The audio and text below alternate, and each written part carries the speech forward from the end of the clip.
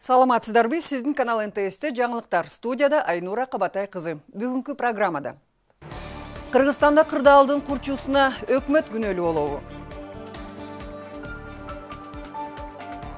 УКМКнын тергөө абагында бош орун калбай калды.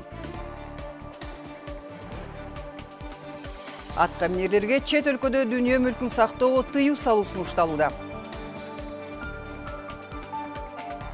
Мамлекеттик дирекция курган оштогу үйлөрдү оңдоп берүү убадасы аткарылбай жатат.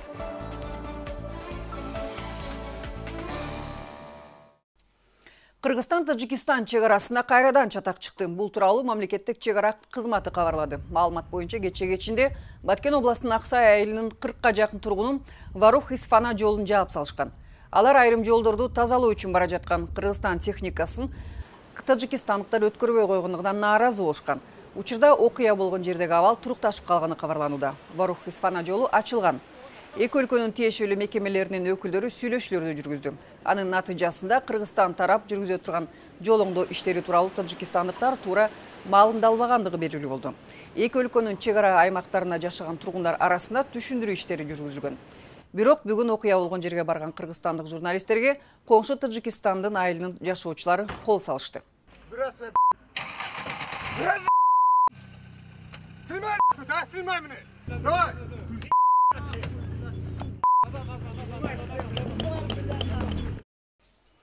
Бактыга жараша бул окуяда журналисттер жабыркаган жок. Алар айнектери талкаланган автоунаага отуруп кетип калууга үлгүрүштү. Бул жанжалдан кийин Тажикстан тарап зыянга учураган автомашинанын ээсине компенсация төлөп берүүгө макул болгону кабарланды. Бул тууралуу Кыргызстандын Үчтөбө жана коңшу өлкөнүн Кожоалуу айылдарынын жашоочуларынын жолугушуусунда сүйлөшүлгөн. Жергиликтүү тургундардын айтымында учурда окуя болгон жердеги абал турукташып калды. Атам аксакал экөөбүз ушу кору жайдан өтүп кетип барасак, мына жерде монон деген бар экен. Не кылып атасыңар туугандарыңызга деп. Бүгүнгү күндө келип мына сиздерди меме кылып бүгүнгү мен машинаны сүндүрүп атат. Тажиктар кел мен өлсөм машинаны сүндүрүп ташады. Республика боюнча акыркы 3 жылдан бери чыр-чатак басаңдап калган. Бирок улуттар аралык жанжал чыгуу коркунучу бар 140ка жакын чыңалуу очоктору сакталууда. Мындай маалыматты жергиликтүү өз алдынча башкаруу жана этникалар аралык мамилелер боюнча мамлекеттик агенттигинин директору Накен Касиев билдирди. Айрыкча Тажикстан менен Кыргызстандын ортосундагы чек-ара маселеси талаш тартыштарды күчөтүп жиберген. Азыркы тапта улут аралык өйгө чыккан 18 райондо коомдук кабылдамалар ачылган. Алар жергиликтүү калк менен иш алып барып, улут аралык чыңалууну күчөтүп жибербөөнүн үстүнөн иштешүүдө. Жакында биздин ошол мониторингөө группабыз барып, тиги Тажикстан менен чектешкен региондорубузда түшүндүрүү иштерин жүргүзүп келди. Эл менен бирге проблема бар, бирок бул проблеманы биз чечишибиз керек да, биз чечишибиз керек.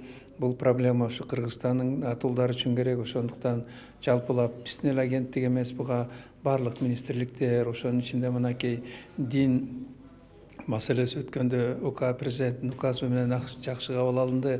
Мына ушул маселелердин баарысын тең алып кете турган болсок, сөзсүз түрдө улут аралык маселенидеги тиричиликте болгон чыр-чатактар жана башка чыр-чатактар азаят деп ойлойм. Өкмөт оппозиция менен сүйлөшүүгө даяр. Бул тууралуу вице-премьер-министр Токон Мамытов биздин каналга берген интервьюсунда билдирди. Бирок бул диалогдон кандайдыр бир жыйынтык чыгаарына саясаттануучулар ишене бербейт. Себеби оппозициялык топтор чачырандуу болуп, алардын талаптары ар башка болууда. Мындай кырдаалда өкмөттүн чабалдыгы кырдаалды ого бетер курчутуп жатат дешет серепчилер. Туруктуулукту сактап калуу үчүн кандай кадамдар зарыл? Кабарчыбыз сураштырып келди. Акыркы жылдары Кыргызстанда жаз митингдердин мезгили деген пикир калыптанып калган. Быйылкы жазда нааразылык акцияларына бай болчудай. Мурунку депутат Садыр Жапаров баштаган топ курултай өткөрөбүз деп жер-жерлерде үгүт иштерин өткөрүү менен алек. Бир жагынан Ош мэрлигинен кол жууган Мелис Мырзахматовдун, экинчи жагынан Келдибековдун тарапташтары митинг өткөрөбүз деп опурулуп турушат.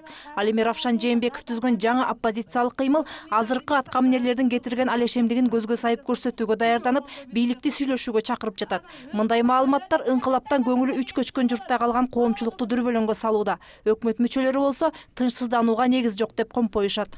Оппозиция болобу, башка күчтөр болобу, негизи алар күрөшкөндө ушул биз өкмөт менен эле күрөшсө. Танан баягы мамлекет менен эл менен күрөшпөйчү.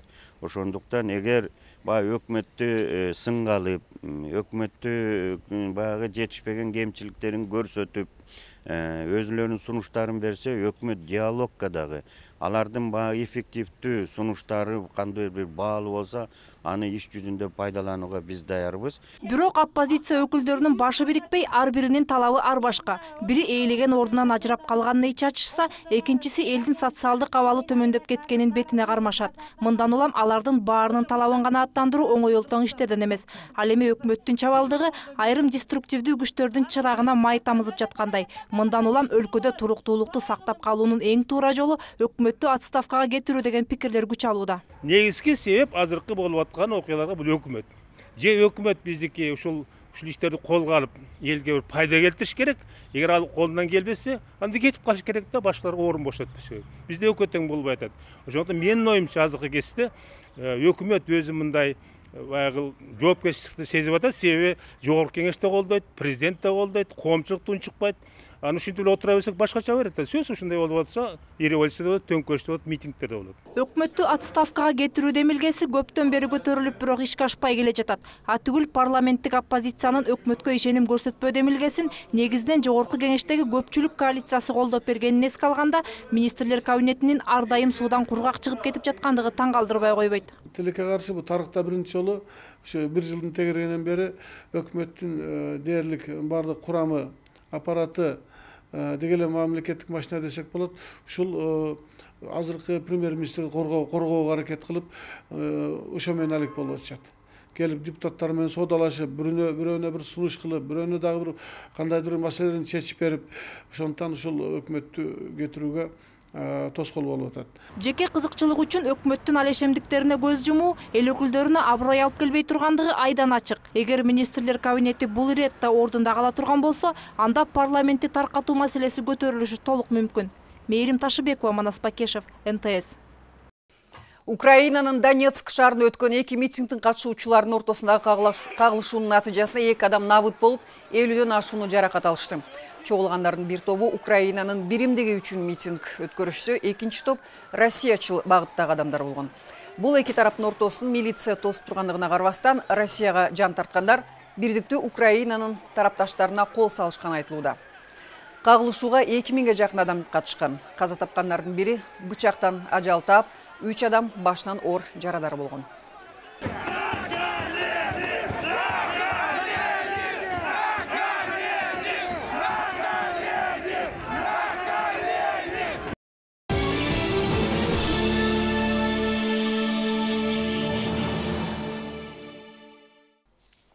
Кыргызстанда 10 миңге жакын үй бүлө авариялык шарттарда жашап жатышат. Бул тууралуу бүгүн жаз жай айларына карата ар кандай жаратылыш кырсыктарынын алдын алуу чараларына арналган мекемелер аралык комиссиясынын жыйынында белгилүү болду. Өзгөчө кырдаалдар министри Кубатбек Бороновдун айтымында кооптуу жерлерде жашагандарга башка аймактардан жер бөлүштүрүп берүү боюнча маселелери тез аранын ичинде чечилиши керек. Ошондой эле сел, суу ташкыны сымал жаратылыш кырсыктары көп катталган аймактар катары Ош, Жалал Абад, Баткен областары калууда. Адистердин айтымында жаз алды менен дамбаларды куруу, суу жээктерин бекемдөө иштери жүргүзүлөт. Бирок каражаттын тартыштыгынан улам бир топ башка көйгөйлөр чечилбей калууда. Бүгүнкү күндө биздин Кыргызстандын аймагында 14 миңге жакын ушундай кооптуу участоктор бар. Анын баарын жасоо үчүн аябай чоң суммада акча керек болот. Анда акча чындыгында бизде жок экенин баары белгилүү. 14 миң участоктун баардыгын жасоо үчүн 16 миллиард былтыркы жылдын эсеби менен. Эми ал инфляция менен дагы жылдан жылга көбөйө берет да. Бөлүнгөнү өзгөчө кырдаалдар министрлиги тарабынан 482 миллион сом. Ош шаарында мамлекеттик дирекция тарабынан курулган үйлөрдөгү кемчиликтерди оңдоп беребиз деген ишканалар өз убадаларын аткарбай жатышат. Бул тууралуу аталган турак жайларда жашагандар кабарлашты. Эскерте кетсек, 2 жума мурда жогорку кеңештин депутаттары түштүк борбордо болуп, июнь кубагаларында жабыркагандар жашаган үйлөрдүн абалы менен таанышышкан. Куруу учурунда кетирилген кемчиликтерди оңдоо тапшырмасы берилген. Бирок эл өкүлдөрү кеткенден кийин ремонт иштерин жүргүзө турган фирмалардын дайыны жок дешет дирекция курган үйлөрдүн жашоочулары. Ушул жылдын февраль айында июнь кок алаңында жабыркагандар үчүн түштүк шаарларын калыбына келтирүү боюнча мамлекеттик дирекция тарабынан бүткөрүлгөн үйлөрдүн абалы менен жеринен таанышуу максатында жогорку кеңештин бир нече депутаттары Ошко келип кетишкен. Алар үйлөрдүн абалын начар деп таап, куруучуларга жана дирекциянын кызматкерлерине мүчүлүштүктөр оңдолсун деген эскертме беришкен. Киргениңе 1,5 жыл болса, бул эмне деген кесепет болуп атат мына.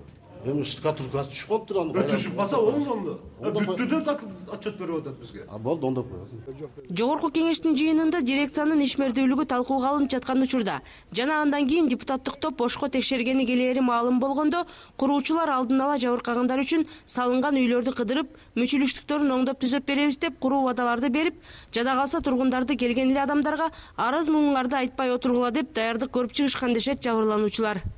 Былтыр чатырларын оңдоп беребиз дешкен, ичиндеги баягы отопление тешилген отопленияларды эме алмаштырып беребиз дешкен.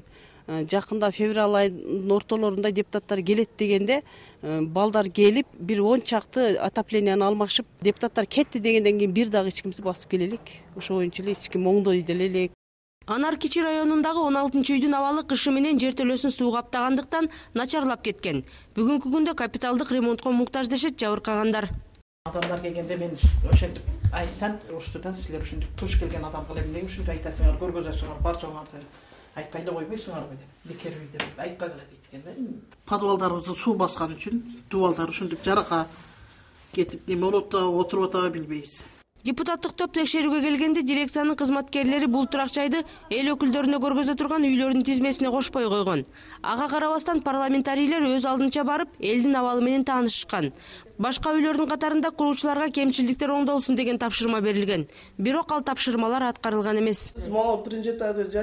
Биз биринчи кабатта жашагандыктан бизге оор. Жер төлөөбүз кышы менен 3 жолу сууга толду. Анын айынан батиримдеги дубалдардын баардыгы көгөрүп кетти. Анысы аз келгенсип жаракка басты. Муну оңдоп берели, кандай болуп жатат деп сурап да койгон киши жок. Тургундардын көпчүлүгү батирлердин начар абалы туурасында ачык айта алышпай тайсалдап жатышат дейт Өчпө сот коомунун төрайымы Айым Алакова. Кысым калынып атат булар. Не деген себеби бул үйдө кызыл китеби жок өрдер гана бар. Бизде чыгарып ийет, анан кийин мындай коркутуу үркүтүү болуп атат да, ошондуктан айта алышпайт, эч ким айта албайт. Өткөндө ошол депутаттар келди, ошо мезгилде биз өзүбүз оңдойбуз, паровой отопленияларды биз өзүбүз коюп беребиз деди эле. Качанга чейин азыр деле жок. Үйлөрдүн салынганына 3 жыл болбой жатып, алардын абалы начарлай баштаганына каражатты үнөмдөө максатында сапатсыз материалдар иштетилгени себептешет жабыркагандар. Гүлжан Алтмышбаева, Бактияр Асылбек уулу, НТС Ош.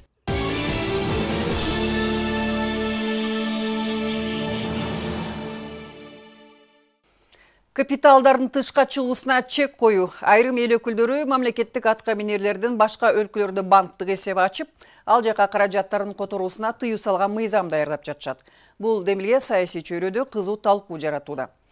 Айрымдары муну колдоого алса, башкалары тескерисинче ага каршы болуп, бул мыйзам саясий оппоненттерди кысымга алуучу куралга айланышы мүмкүн экендигин айтышууда. Кененирээк Мирбек Айтикеев айтып берет.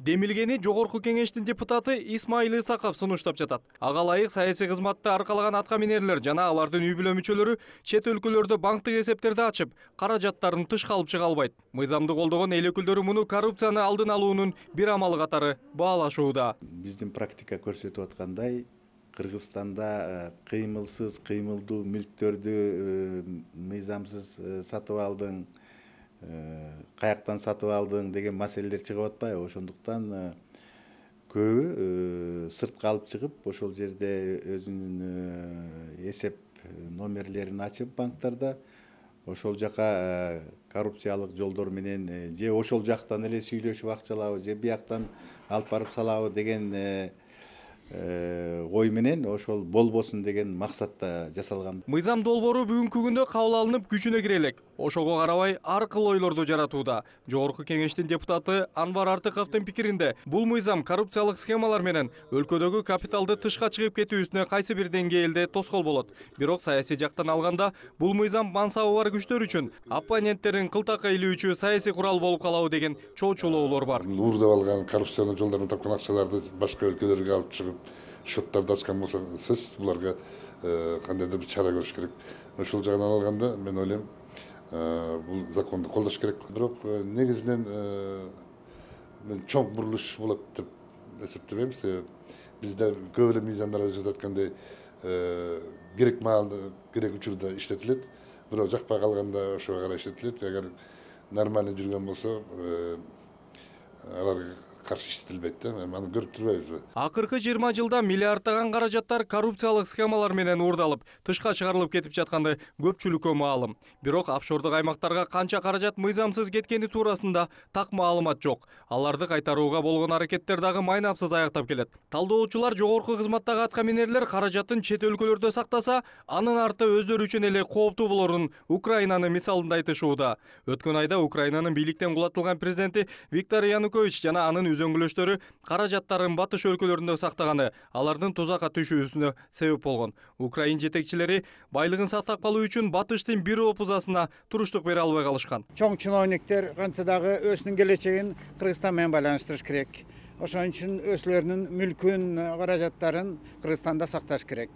Эмне дегенде алардын бир топ мүлкү сырт жакта болуп калганда, аларга ошо башка мамлекеттерден чоң басым болуп калышы мүмкүн. Аны биз азыр Украинадан аябай эле жакшы көрүп атабыз. Бир жагынан ошо батыштын басымы болуп, экинчи жагынан Россиянын басымы болуп, ортодон эми Украинанын эли ортодо калып ошол ушундай түйшүккө келип атат. Өлкөнүн капиталын башка мамлекеттин эмес, өз өлкөсүндө алып калуу аракети эл аралык тажрыйбада бар. Алсак, өткөн жылы Орусия өз аткаминерлеринин каражаттарды тышка алып чыгуусуна бөгөт койгон мыйзам кабыл алган. Ошондуктан бул мыйзам ишке кирсе, кыргыз аткаминерлеринин арам акчаларын тыштан адалдоосуна каршы турат дешет демилгечилер. Мирбек Айтикеев, Урмат Акынбек уулу, НТС. Бишкек эркин экономикалык аймагынын башкы дирекциясына карата кылмыш иши козголду. Аталган аймактын жетекчилиги жеке компаниялардын бирине жеңилдиктерди мыйзамсыз түрдө бергени аныкталган. Башкы прокуратура тарабынан кызмат абалынан кыянаттык менен пайдалануу беренеси боюнча кылмыш ишин козгоду. Тергөө аныктагандай, Бишкек СС-дин аймагындагы чет элдик компаниялардын бири мыйзамга ылайык иштебестен тамак аш кошулмаларын чет элден алып келип сатуу менен гана алектенген. Алардын бул ишине бажы жана салык кызматтарынын өкүлдөрү дагы көмөктөшкөндүгү аныкталды. Бул кылмыштын натыйжасында мамлекет бюджетине 3,5 миллион сомдон ашуун салык түшпөй калган. Тергөө абактарында бош орун жок. Кече күнү Нариман Тюлеев Улуттук коопсуздук комитетинин тергөө абагына киргизилбей 3 сааттан ашык соттолгондорду ташуучу автоунаада отурду. Бишкектин мурдагы мэринин адвокатынын айтымында УКМКнын тергөө изоляторунда бош орун жок деген жүйөдө аталган мекеменин кызматкерлери Тюлеевди кабыл албай коюшкан. Чекисттер менен байланышканыбызда алардын тергөө абагында орун бар же жок экендигин айта алышкан жок. Бул тууралуу биздин кийинки сюжет. Коррупция беренеси менен камалып, учурда соттолуп жаткан ата журтчу депутат Нариман Тюлеев Улуттук коопсуздук комитетинин тергөө абагына киргизилбестен кечээ автозакта 3 сааттан ашык убакытка кармалып турган. Анын адвокатынын айтымында мурдагы мэрди 47-чи колониядан УКМКнын абагына эмне себептен алынып келингени түшүнүксүз. Чекистер тергөө изоляторунда бош камера жоктугун айтып, Тюлеевди кабыл албай коюшкан. УКМКнын маалымат кызматы менен байланышып, чындыгында эле комитеттин тергөө абагында орун жокпу деген сурообуз жоопсуз калды. Алар бул маалымат жашыруун сыр экенин айтууда.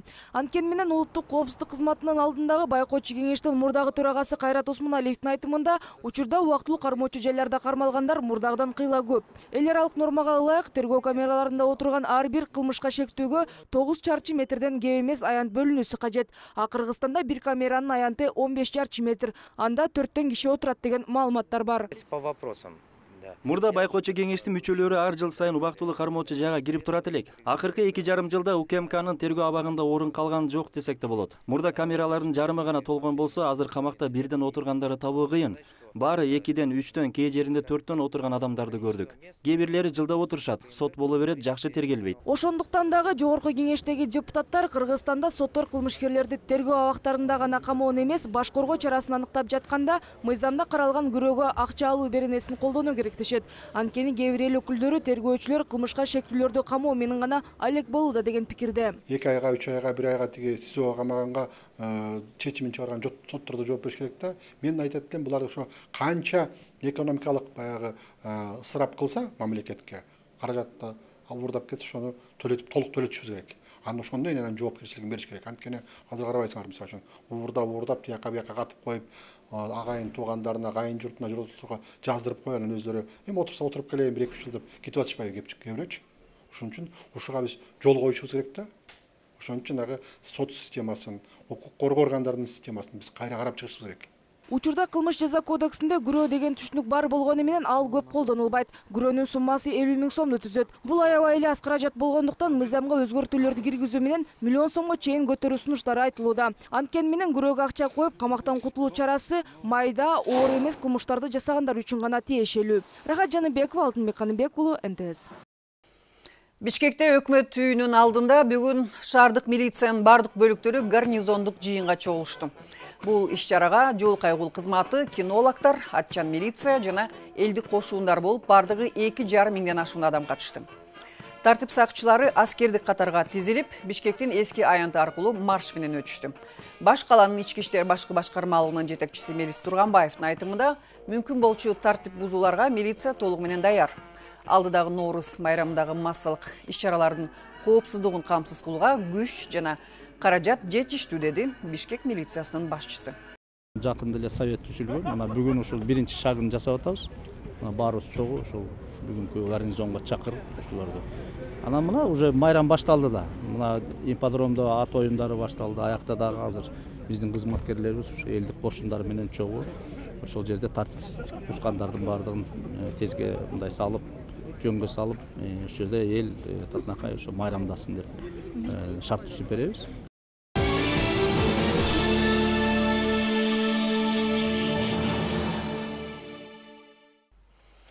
Бишкек шаарындагы номер 30 мектептин мугалимдери жана окуучулардын ата-энелери окуу жайынын аймагында бизнес объектилеринин орун алуусуна нааразы. Мындан улам алар жакында чечкиндүү кадамдарга барууга камынышууда. Аталган мектеп менен жеке ишкердин ортосуна орун алган чатакта шаардын Свердлов райондук соту бизнесмендин кызыкчылыгын коргоп чыкты. Мындан улам Бишкек шаардык мэриясы тарабынан чыгарылган чечим азыркыга чейин ишке ашырылбай жатат.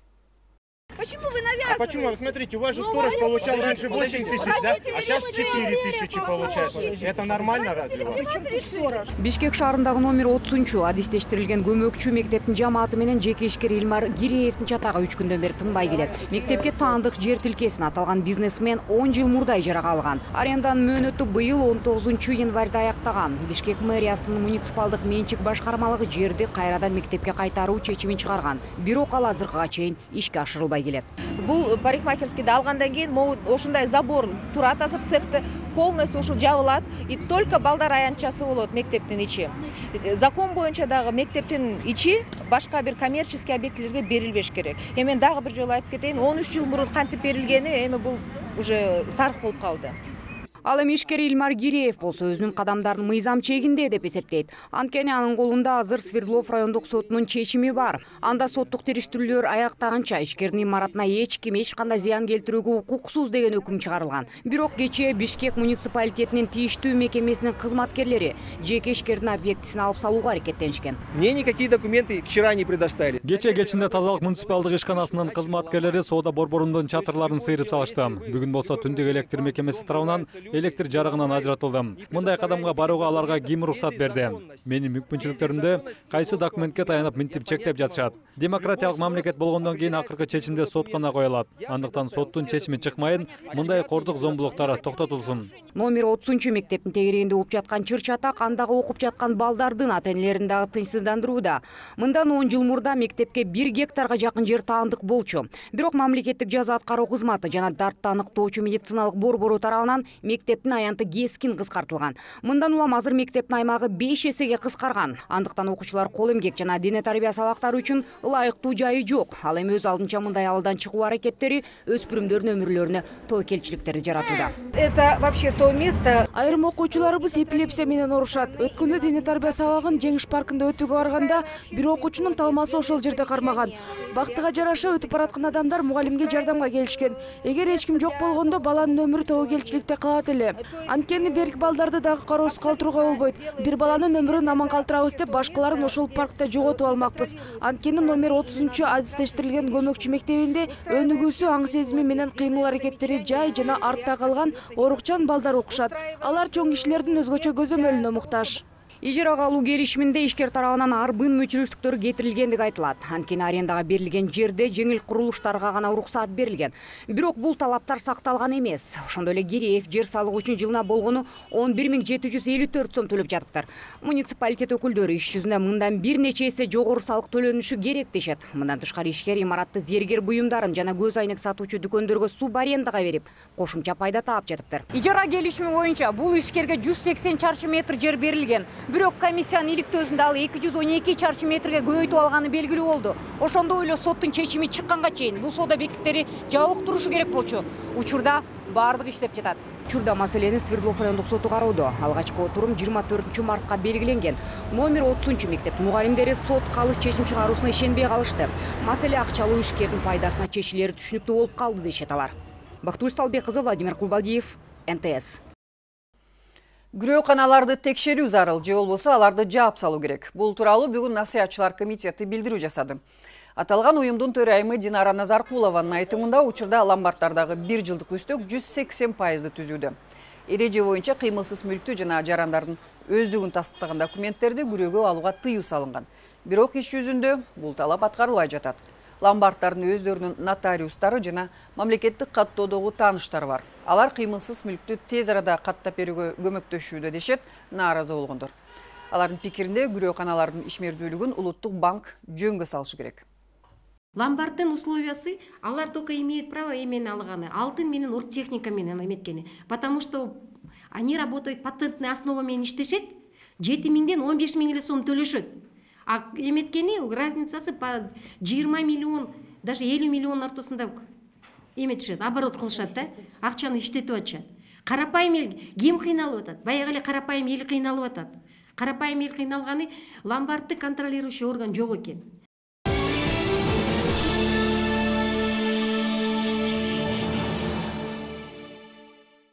Бишкекте Муайтай боюнча Кыргызстандын чемпионатынын 2-чи туру өтүшү күтүлүүдө. Мелдеш 16 мартта өткөрүлмөкчү. Тай бокс федерациясынын жетекчиси билдиргендей, чемпионатты өткөрүүнүн максаты жаш муунду сергек жашоо образына үндөө. Азырынча бул мелдешке жалпысынан канча спортчу катыша тургандыгы белгисиз жана алардын жаш курактары да так көрсөтүлөт. Мелдештин катышуучулары 57, 60, 67 жана 71 килограмм салмакта болушу керек. Бүгүн спортчулар таразага тартылып, мелдеште беттеше турган атаандаштары менен таанышышты. Дене тарбия жана спорт агенттигинин өкүлдөрү бул спортту колдоого каражат жетишпей жаткандыгын айтып, жардам жалгыз гана демөөрчүлөрдөн келип жатат дешти. Олимпийский вид спортта болбогондуктан ошон үчүн эми көп бияка акча пока эмете албай атат, бериле албай атат. Кийин эми аракет кылыш мүмкүн да, пока ошо акча берүү эмеге, жардам берүүгөчү, спонсорский жардамга. Ага чейин пока өзүбүздүн колундан келишинче пока поддержка берип, эме берип атабыз, жардам. Ош шаарында алгачкы жолу эл аралык деңгээлдеги айтыш сынагы башталды. Сынактын бүгүнкү тандоо турунда 40ка жакын кыргызстандык төкмө акындар таймашып, жеңүүчүлөрү эртең Туркиянын, Өзбекстандын жана кытайлык кыргыз өнөрпоздору менен күч сынашат. Айтыш боюнча мелдештин жалпы байге фонду 5,5 миллион сомду түзөт. Токмолордун түштүк борбордогу таймашы тууралуу Гүлжан Алтымышбаеванын материалында. Кыргыздын көөнөрбөс айтыш өнөрүнүн чеберлери бүгүн түштүк борборду жаңыртышты. Болгондо да чет элдик акындардын катышуусу менен коштолгон эл аралык сынак өтүүдө. Конкурс ырыбыз достук ынтымак аттуу темасында болуп, ага жараша уюштуруучулар эч кандай саясат, улутка, аймакка бөлүнүү жөнүндө ырсаптары кошулбашы керек деген талап коюшкан. Айтыш кыргыздын жашоонда, тарыхында абдан чоң мааниге ээ болгон, элге дагы абдан жакшы позитивдүү таасири болот. Ошого мына кыргыз элинде теги эле дүйнө жүзүндө керек болуп турган азыр достук, ынтымактык жөнүндө теманы тандап алып, элдин баары мына колдоп кетип атат. Бүгүнкү тандоо туруна 40ка жакын кыргызстандык акындар катышты. Арасында өлкөнүн бардык булуң бурчунан келген, жаңыдан үйрөнүп жаткан жаш акындардан баштап, айтыштын залкарларына чейин бар. Катышуучулар тажрыйбасына, жаш курагына карап сынашпастан, тартылган чучугулактагы номерине жараша атаандаштар тандалып жатты. 95-жылы Манастын 1000 жылдыгында өзбектер катышкан. Анда да айтышканбыз, бирок тилекке каршы тилдерди түшүнбөй калып, айтыш бир аз кызыктай акыбалга келет экен. Ошондуктан көбүнчө казак-кыргыз ортосунда өтөт да. Даярдык ар бир акын чуркайын деп келет, ар бир акын өзүнүн ой кыялында даярданып келет. Бирок негизги максатыбыз элди ынтымакка чакыруу. Төкмөчүлөр бүгүнкү концертте темага жараша тамашага салып, куйкумдуу сөздөрдү куюлтуп, атаандаштарын таамай ырсаптары менен капталынан жага капшырып жатышты. Кызыгына батып, күлүктөй күүлөнүп кеткен акындарга берилген 10 минуталык убакытта жетпей калып, алып баруучулар акындарды араң токтоткон учурлар да болду.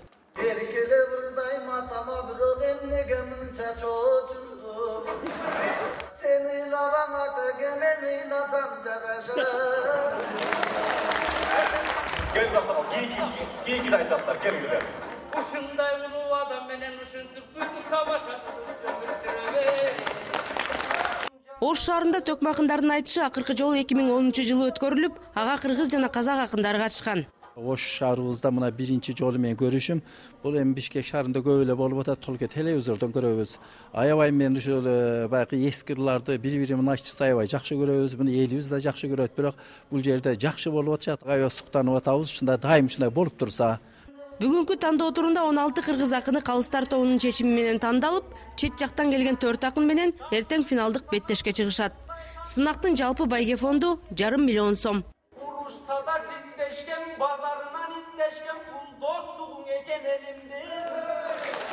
Гүлжан Алтмышбаева, Бактияр Асылбек уулу, НТС Ош. Ушун менен бүгүнкү программабызды жыйынтыктайбыз. Келе жаткан демалыш күнүңүздөр көңүлдүү өтсүн. Саламатта болуңуздар.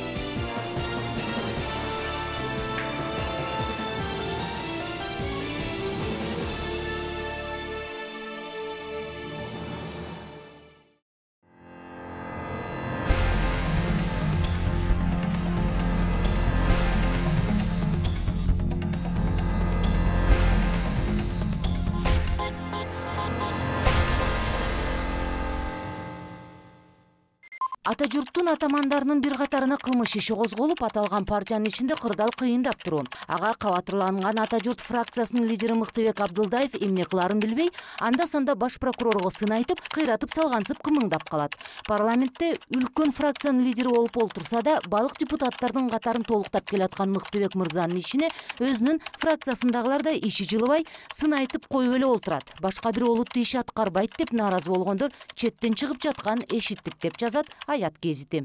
Бул сөздү мисалы үчүн эгерде бир депутат өзүнүн атын ачык айтса, мен ишенет элем. Эми бул жөнөкөй эле бир тажрыйбасы жок журналисттин көз карашындай кабыл алсак болот. Ата журт Ар намыс республика ойлору ишке ашып, Сатыбалдиев кызматтан кетсе эле, Кулов менен Текебаевдин планы боюнча СДПКчы Чыныбай Турсунбековду өкмөт башчыга алып келет деген божомол бар. Эки карышкыр саясатчылар Турсунбековду ары карап ыйлап, бери карап күлүп көндүрүшкөн эмиш. Арена KG гезити. Мен азыркы ишимди жакшы аткарып атам деп ойлойм. Аткарып аткан ишим жагат. Ошон үчүн бүгүнкү жасап аткан ишимде эле жетиштүү көп эле иштер бар. Бул бир версия. Экинчи версия боюнча Текебаев Куловду алып келүү амалын көздөп жатат. Ансыз деле өкмөт башчылык кресло Куловдун түшүнө 3 мал кирип жаткан чагы деп жазат Арена KG гезити. Биринчиден сиз айткандар ушак, анткени өзүңүз ушак деп айтып жатасыз. Ал эми премьер-министрди кокусунан бул өкмөт отставкага кетсе, жаңы премьер-министрди жылдыруу укугу социал-демократтар фракциясына берилген, конституцияга ылайык. Бул алардын укугу. Аны биз талашкыбыз келбейт.